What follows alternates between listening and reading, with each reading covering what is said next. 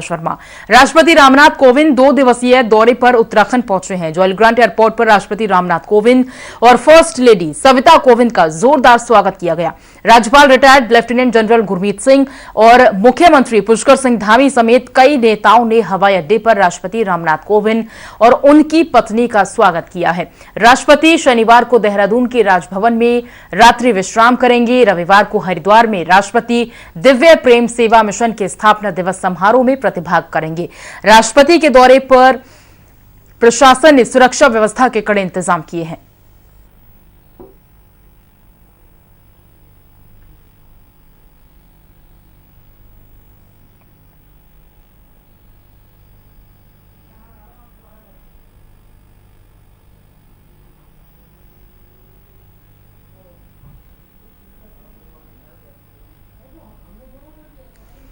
उत्तराखंड में सीएम धामी के नेतृत्व में दूसरी बार सरकार बन गई है, लेकिन सीएम के साथ जिन 8 मंत्रियों ने शपथ ली है उन्हें अभी तक विभाग नहीं दिए गए हैं।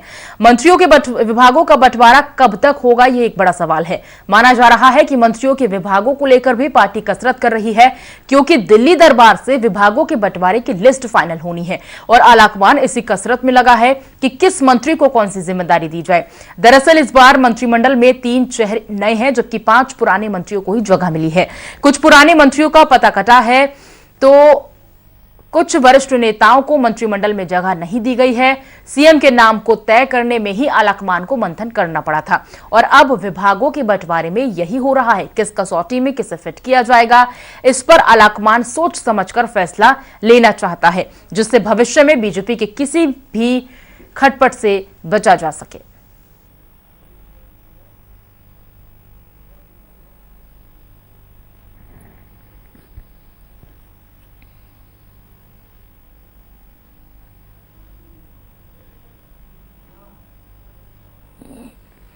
और एसोसिएट एडिटर ज्योत्सना हमारे साथ जुड़ी हुई है देहरादून से। ज्योत्सना, कह सकते हैं कि देखिए मंत्रिमंडल का शपथ ग्रहण समारोह तो हो गया है, लेकिन अब किस मंत्री को कौन सा विभाग दिया जाएगा, इसे लेकर भी कसरत लगातार जारी है।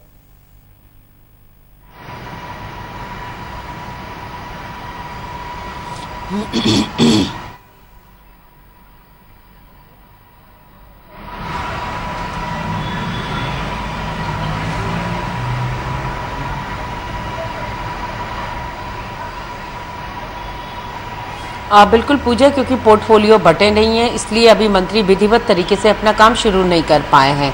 29 तारीख से विधानसभा का सत्र है। हालांकि इस सत्र में क्वेश्चन आवर और तमाम चीज़ों की संभावना ना के बराबर है, क्योंकि पहला सत्र है।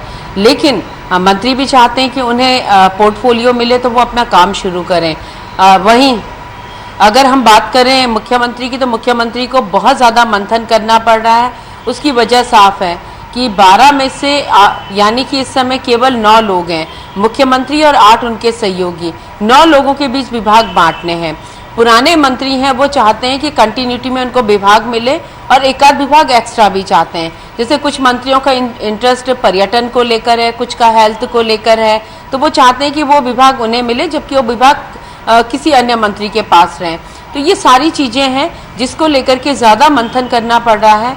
और मुख्यमंत्री ने सिर्फ एक विभाग फिलहाल व्यवस्था के तहत, क्योंकि विधानसभा का सत्र है, संसदीय कार्य मंत्री की सख्त ज़रूरत है, तो वो विभाग सत्र के अवधि तक के लिए प्रेमचंद अग्रवाल, जो पूर्व में स्पीकर थे और पहली बार कैबिनेट मिनिस्टर बने, उनको दिया है। बाकी सभी लोग इंतजार कर रहे हैं कि मुख्यमंत्री कुछ घोषणा करें। मुख्यमंत्री भी हाईकमान से मंथन कर रहे हैं। कल जो जानकारी मिल रही है उसके मुताबिक मुख्यमंत्री गोवा जाएंगे। गोवा के मुख्यमंत्री प्रमोद सावंत की ओथ सेरेमनी में शामिल होने के लिए, तो या तो आज शाम तक विभाग मिलेंगे या फिर हमको सोमवार तक का इंतजार करना पड़ेगा, क्योंकि मंथन बहुत ज़्यादा हो रहा है। जैसे आपने कहा कि हाईकमान भी चाहता है कि किसी तरीके की कोई नाराजगी ना हो और फिर राजनीतिक अस्थिरता ना होने पाए। पूजा, बिल्कुल। और देखिए दिल्ली दरबार से ही लिस्ट फाइनल होगी, क्योंकि सीएम धामी जब अपनी सीट गंवा चुके थे उसके बाद लगातार ये कयास लगाए जा रहे थे कि आखिर सीएम का फेस कौन हो सकता है। लेकिन निश्चित रूप से कह सकते हैं कि सीएम धामी ही फिर से एक बार सीएम पद की शपथ लेते दिखे और एक बार फिर से उत्तराखंड की कमान सीएम धामी संभाल रहे हैं। इसी प्रकार से मंत्रिमंडल की शपथ तो हो चुकी है, लेकिन किस मंत्री को कौन सा विभाग दिया जाएगा, इस पर लगातार चर्चाएं हैं और दिल्ली से ही अब ये लिस्ट फाइनल होके आएगी।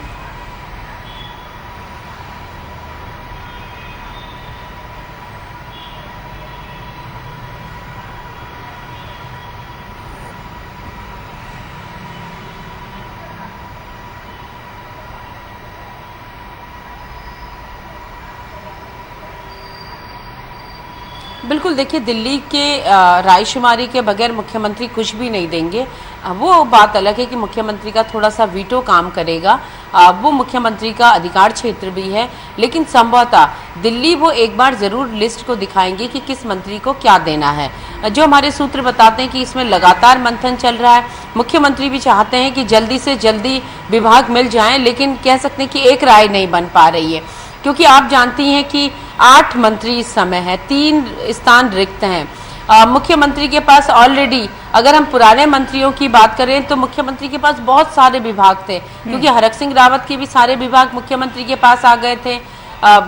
यशपाल आर्य के विभाग भी सारे मुख्यमंत्री के पास आ गए थे, तो मुख्यमंत्री के पास भारी भरकम विभाग थे। इस समय कुछ मंत्री चाहते हैं कि उनका कद थोड़ा सा बढ़ाया जाए, तो ऐसे में मुख्यमंत्री को तय करना होगा कि किस मंत्री को क्या देना है।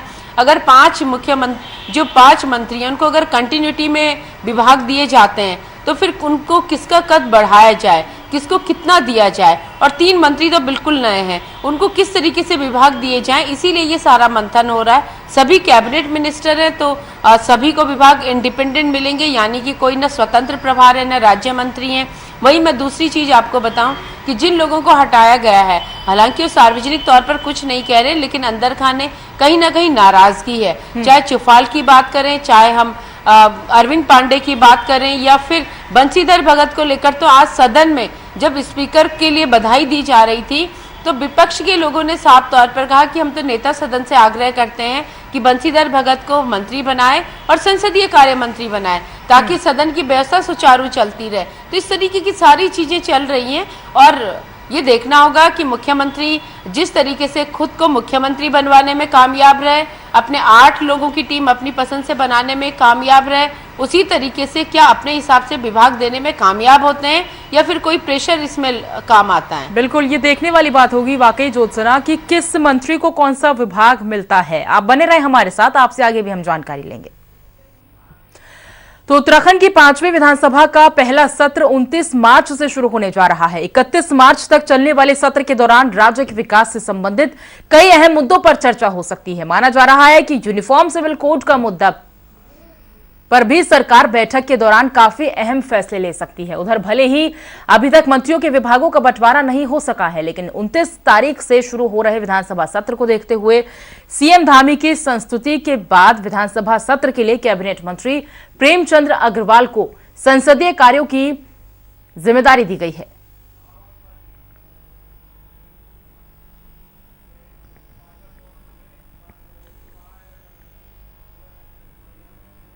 फिलहाल रुक रहे एक छोटे से ब्रेक के लिए।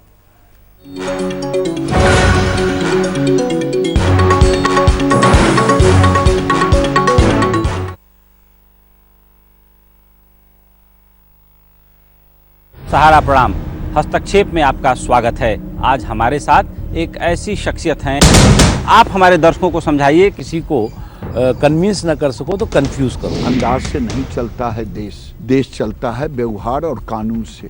और बीमारी तो किसी को पूछ के नहीं आती, वो गरीब को भी आती है और अमीर को भी आती है।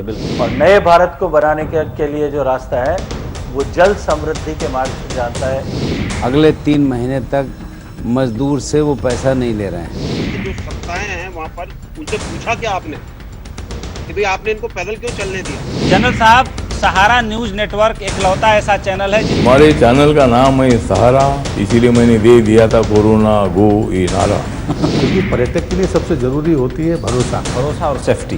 बिल्कुल, ये सारे फॉरेनर होने के बाद भी हम किसी का कम्युनिटी ट्रांसमिशन नहीं हुआ।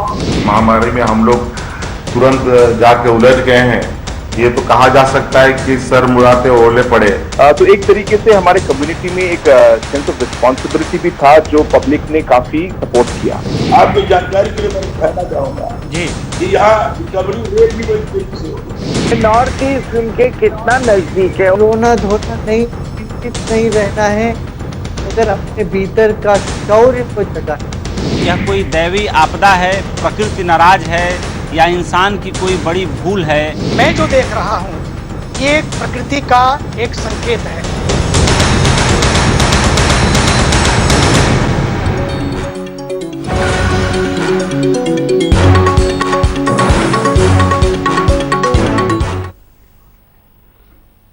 कोटद्वार से बीजेपी विधायक ऋतु खंडूरी को उत्तराखंड विधानसभा का अध्यक्ष निर्वाचित किया गया है। इस तरह उत्तराखंड में ऋतु खंडूरी उत्तराखंड की 5वीं विधानसभा की पहली महिला स्पीकर बन चुकी हैं। विधानसभा परिसर के सभा मंडप में प्रोटेम स्पीकर बंशीधर भगत ने ऋतु खंडूरी के स्पीकर के तौर पर निर्वाचन की घोषणा की है। इसके बाद नेता सदन प्रोटेम स्पीकर और मंत्रियों सहित विपक्षी विधायकों ने नए विधानसभा अध्यक्ष को सदन के पीठ पर विराजमान किया है। ऋतु खंडूरी के स्पीकर बनने पर सीएम धामी समेत तमाम नेताओं ने उन्हें बधाई दी है। विधानसभा अध्यक्ष बनने के बाद ऋतु खंडूरी ने कहा है कि वो अपनी पूर्ण क्षमताओं के साथ उच्च संसदीय आदर्शों और परंपराओं का निर्वहन करने का प्रयास करेंगी। इस मौके पर ऋतु के पिता और पूर्व सीएम बीसी खंडूरी के अलावा उनके परिवार के सदस्य मौजूद रहे और ऋतु ने स्पीकर की कुर्सी पर बैठने से पहले पूजा पाठ भी किया।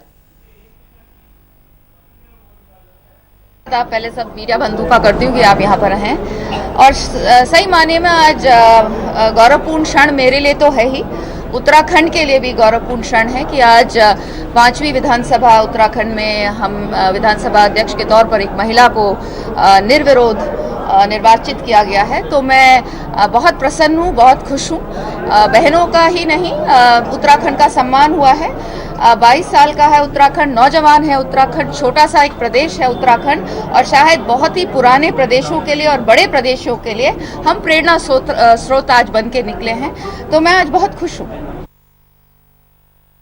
देखिए बिल्कुल सही है, मैं भी दूसरी बार जीतकर आई हूँ और मैंने पिछली बार इस चीज़ को देखा था कि आप जितना सदन में बैठते हैं, जितना आप चर्चाओं में भाग लेते हैं और जितना चर्चाओं को सुनते हैं, हमारे सदन में बहुत प्रबुद्ध लोग हैं और वक्ता बहुत अच्छे हैं, फैक्ट्स बहुत अच्छे बताते हैं, रूल्स और रेगुलेशंस बहुत अच्छे लोगों को पता है, विधायकों को पता है। तो नए जो हमारे विधायक आए हैं उनसे मेरा यही निवेदन था कि हमें चर्चाओं में भाग लेना चाहिए, चर्चाओं में बैठना चाहिए ताकि हम अपने को अच्छा विधायक की तरह डेवलप कर पाएं और जो जिस अवसर को हमें जनता ने दिया है, सुअवसर है कि हम विधायक बनकर विधानसभा में आए हैं, उस सुअवसर को इस्तेमाल करते हुए हम अपनी जनता की जो अपेक्षाएं हैं हमसे उन्हें पूरा करें।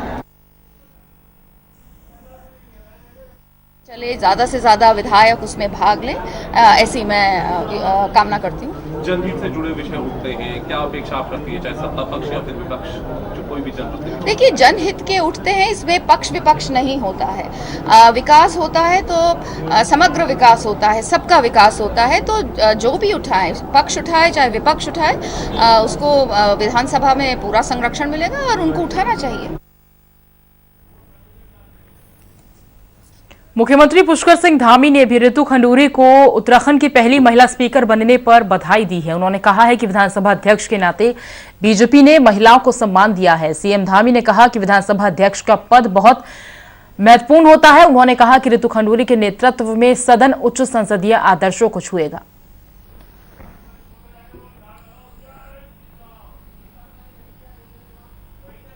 हमारे राज्य में मातृशक्ति का योगदान हमेशा से रहा है और उत्तराखंड राज्य का आंदोलन हो या उत्तराखंड राज्य के अन्य क्रियाकलाप हों, सब में मातृशक्ति का बहुत बड़ा योगदान रहा है।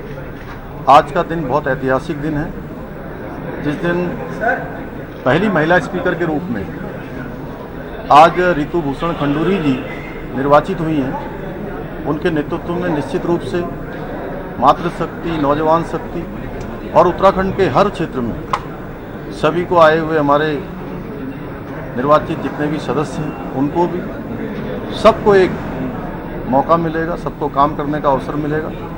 वो सदन को अच्छा चलाएंगे, समसामयिक विषयों पर चर्चा करवाएंगे। हम उनको बहुत शुभकामनाएं देते हैं कि उनके नेतृत्व में विधानसभा हमारा एक नया इतिहास लिखेगी। रितु खंडूरी को उत्तराखंड विधानसभा की पहली महिला स्पीकर बनने का सौभाग्य मिला है। विधानसभा स्पीकर की जिम्मेदारी मिलने के बाद कैबिनेट मंत्री रेखा आर्य, धन सिंह रावत और सौरभ बहुगुणा ने उन्हें बधाई दी है। सभी मंत्रियों ने कहा कि उत्तराखंड में महिलाओं को आगे बढ़ाने का दिशा में ये बड़ा कदम है। हमने 3 इतिहास रचे। पहला इतिहास तब रचा था उत्तराखंड विधानसभा ने जब सबसे कम उम्र के हमारे विधानसभा अध्यक्ष बने थे स्वर्गीय प्रकाश पंत। दूसरा इतिहास तब रचा था हमारे उत्तराखंड विधानसभा ने जब यशपाल आर्य जी अनुसूचित समाज से उनको अध्यक्ष बनाया गया था। और आज तीसरा इतिहास रचा गया है कि उत्तराखंड विधानसभा के में पहली बार जो है महिला अध्यक्ष बनी है और मैं अपनी ओर से और आपकी ओर से उनको शुभकामनाएं देना चाहूँगा। देखिए, मैं सर्वप्रथम अपनी पार्टी भारतीय जनता पार्टी का बहुत धन्यवाद देती हूँ कि भारतीय जनता पार्टी ने आपकी बार इतिहास रचने का काम किया है। जिस प्रकार से पूरे प्रदेश की महिलाओं ने भारतीय जनता पार्टी को आशीर्वाद दिया और एक प्रचंड बहुमत की सरकार बनाने में अपनी अहम भूमिका निभाई, जहां हमारे पास में 47 सीटें आई, तो उसी का आशीर्वाद का प्रतिफल है कि हमारी पार्टी ने महिलाओं को सम्मान देने की दिशा में एक बहुत ही महत्वपूर्ण कदम उठाया और उत्तराखंड की विधानसभा की अध्यक्ष के रूप में श्रीमती रितु खंडूरी जी को जो है आज निर्वाचित किया। हम सब लोग प्रस्तावक और समर्थक के रूप में उनका हम लोगों ने सहयोग किया। मैं आज उनको बहुत बधाई देती हूँ। आज उत्तराखंड के इतिहास में ऐतिहासिक दिन भी है, आज महिलाओं के सम्मान का दिन भी है और आज मैं गर्व से कह सकती हूँ कि भारतीय जनता पार्टी में जितना सम्मान महिलाओं का होता है उससे कहीं ज्यादा, मैं कह सकती हूँ कहीं ऐसी कोई दूसरा दल नहीं है जहाँ उनका सम्मान इतना होता हो। देखिए, मैं समस्त प्रदेशवासियों को आज बधाई देता हूँ। उत्तराखंड 22 साल का हो गया और आज हमको पहली बार विधानसभा में प्रदेश में आज हमको एक महिला अध्यक्ष मिली है। मैं शीर्ष नेतृत्व का भारतीय जनता पार्टी के सभी सदस्यों को और विपक्षी सभी सदस्यों का धन्यवाद करूंगा कि निर्विरोध उनको चुना गया है और एक नया आयाम उत्तराखंड में शुरू हुआ है और मैं उम्मीद करूंगा कि दूसरी स्टेट्स भी इसको फॉलो करें। महिला सशक्तिकरण और महिला सम्मान के लिए बहुत बड़ा स्टेप है ये और मैं उम्मीद करूंगा कि जिस तरीके से पिछले 5 साल में माननीय रितु खंडूरी जी ने सदन में महिलाओं की आवाज़ उठाई थी, महिला सशक्तिकरण की आवाज़ उठाई थी, स्टेट को आगे ले जाने की आवाज़ उठाई थी, लगातार वो इस सदन में स्टेट को आगे बढ़ाने का काम करेंगी। हम सबको अपना संरक्षण देंगी और नए आयाम इस सदन में स्थापित करेंगी। हम सबकी उनके साथ शुभकामनाएं भी हैं, उनको बधाई भी है। उधर कांग्रेस विधायक यशपाल आर्य ने भी रितु खंडूरी को स्पीकर बनने पर बधाई दी है। जो हमारे बेरोजगारी है, पलायन है, अवरुद्ध विकास है, शोषित वंचित समाज की जो अनसुलझे जो सवाल हैं, उसमें हमें यकीन है कि वह विस्तृत रूप से चर्चा का अवसर देंगी और निष्पक्षता कायम रहेगी। और सदन तो आप जानते हैं कि नियमों से, परंपराओं से, नियमावली से संचालित होता है, निर्धारित होता है। तो मैं उन्हें शुभकामनाएं भी देना चाहता हूं और मुझे यकीन है कि वह संसदीय परंपराओं के नए आयाम स्थापित करेंगी। सर, आप प्रदेश और ज्यादा जानकारी के लिए बात करेंगे एसोसिएट एडिटर ज्योत्सना हमारे साथ जुड़ी हुई हैं। ज्योत्सना, रितु खंडूरी जो कि पहली महिला अध्यक्ष बन चुकी है, वाकई कह सकते हैं कि उत्तराखंड की महिलाओं के लिए गौरवान्वित कर देने वाली बात है ये, लेकिन जिम्मेदारियां हैं उनके ऊपर, किस तरह से वो उसे निभाएंगी?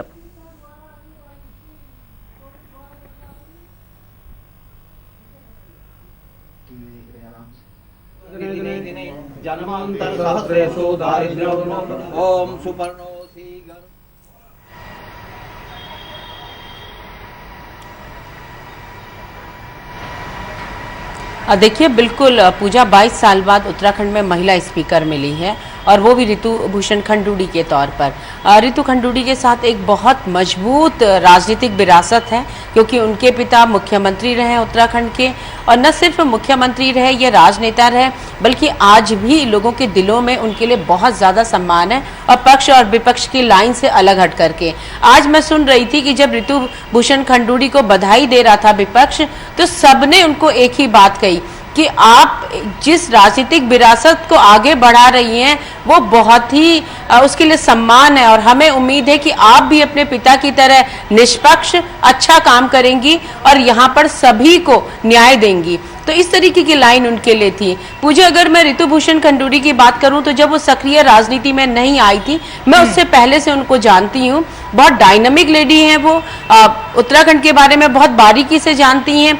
अपने एनजीओ के माध्यम से वो लगातार काम करती रही। 2013 की केदारनाथ आपदा के दौरान उन्होंने जबरदस्त काम किया था। उनका जो ससुराल है वो कर्णप्रयाग में आता है, यानी चमोली जिले में आता है। उनके हस्बैंड वरिष्ठ आईएएस ऑफिसर हैं। इस समय भारत के अच्छे ऑफिसर में उनकी गिनती की जाती है। बावजूद उसके वो डाउन टू अर्थ रहने वाली एक महिला है। कभी भी उनके जो उनके पति का पद है या उनके पिता का पद है, उसके रिफ्लेक्शन उनके व्यवहार में कभी नहीं आते हैं। पढ़ने लिखने में बहुत माहिर हैं। एमिटी यूनिवर्सिटी में वो फैकल्टी रही हैं। इतिहास की बहुत अच्छी जानकार हैं। प्राचीन इतिहास, मध्य भारत इतिहास और आधुनिक इतिहास तीनों को उन्होंने बहुत अच्छे से पढ़ा है और लिखा है। तो आप समझ सकती हैं कि उनकी व्यक्तिगत योग्यता तो थी, लेकिन जब वो राजनीति में आ गई, यमकेश्वर से विधायक बन गई, तो सदन के अंदर भी उन्होंने अपने उस गुण को और अपनी उस योग्यता को रखा। बहुत अच्छा बोलती थी, विषय में बहुत अच्छी पकड़ रखती थी और अपने क्षेत्र के लिए काफी ज्यादा एक्टिव रहती थी, हर चीज के विकास के लिए। अगर हम पिछले विधानसभा के विधायकों का रिपोर्ट कार्ड देखें तो वो चुनिंदा विधायकों में से एक है जिन्होंने 100% अपनी विधायक निधि अपने क्षेत्र में खर्च की है। और अब ऐसे में हाई कमान ने उन पर इतना बड़ा यकीन किया कि पहली विधानसभा अध्यक्ष बनाया है, तो उनके लिए तो व्यक्तिगत तौर पर उपलब्धि है ही है। वही हाई कमान ने उन सभी महिलाओं को इस चयन के माध्यम से थैंक यू बोला है जो बीजेपी की जीत में भागीदार बनी। अगर उत्तराखंड की महिलाएं 67% वोटिंग न करती पूछा तो आज बीजेपी सत्ता में ना होती, क्योंकि उन्हीं महिलाओं की बदौलत बीजेपी को इतना प्रचंड बहुमत मिला है और मैजिक मोदी ने काम किया है। तो ऐसे में जो ऋतुभूषण खंडूड़ी है वो सबके लिए एक सम्मान है, वो महिला सशक्तिकरण का प्रतीक है। और रही बात आपने जो दूसरा सवाल किया कि सदन चलाने में, वो चला लेंगी क्योंकि हमने उनको देखा है वो व्यवहारिक हैं, पढ़ी लिखी हैं, नियम पढ़ने में उनको बहुत ज्यादा वक्त नहीं लगेगा। और उससे बड़ी बात यह है कि उनके साथ पक्ष और विपक्ष का एक तारतम्य है, क्योंकि जो उनकी राजनीतिक विरासत है कहीं ना कहीं हर किसी के दिल में उनके लिए जगह है। और हमें लगता है कि वो सदन का काम करते हुए कुछ अच्छे आयाम स्थापित करेंगे। और आज सभी ने यही उम्मीद की कि अभी तक तो आप इतिहास पढ़ती और लिखती थी, लेकिन आप अब सदन की कार्रवाई में कुछ ऐसा स्थापित करेंगे कि एक नया इतिहास बनेगा और अन्य राज्यों के लिए वो नजीर बनेगा। बिल्कुल। तो देखिए, रितु खंडूरी जो कि कोटद्वार से विधायक हैं और अब उन्हें स्पीकर बना दिया गया है। फिलहाल बहुत बहुत शुक्रिया करेंगे आपका इस पूरी जानकारी को हम तक साझा करने के लिए। ज्योत्सना, खबरों में आगे बढ़ेंगे। कांग्रेस विधायक यशपाल आर्य ने यह कहा है कि जल्द ही नेता विपक्ष और प्रदेश अध्यक्ष का ऐलान हो जाएगा। केंद्रीय आलाकमान इसका निर्णय करेगा। केंद्रीय आलाकमान जो भी फैसला करेगा वो सभी को मान्य होगा। यशपाल आर्य ने यह साफ किया है कि वो किसी भी पद का दौड़ में शामिल नहीं है। माननीय विधायकगण उस निर्णय का स्वागत भी करेंगे, उस निर्णय का सम्मान भी करेंगे और एक विपक्ष की जो भूमिका है, रचनात्मक भूमिका, उसका निर्वहन भी करेंगे। सर, क्या उम्मीद है? 29 से सत्र भी शुरू है, कब तक आप कर पाएंगे? कुछ उम्मीद? देखिए, मैं किसी के संपर्क में नहीं हूं, लेकिन उम्मीद है कि जल्द ही नेता प्रतिपक्ष का निर्णय हो जाएगा।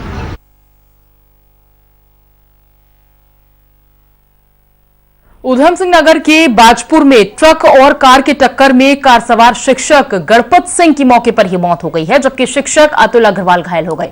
घायल शिक्षक को बाजपुर के सामुदायिक स्वास्थ्य केंद्र में भर्ती करा दिया गया है। घटना बाजपुर के राष्ट्रीय राजमार्ग 74 स्थित जीईटी पॉलिटेक्निक के सामने की है।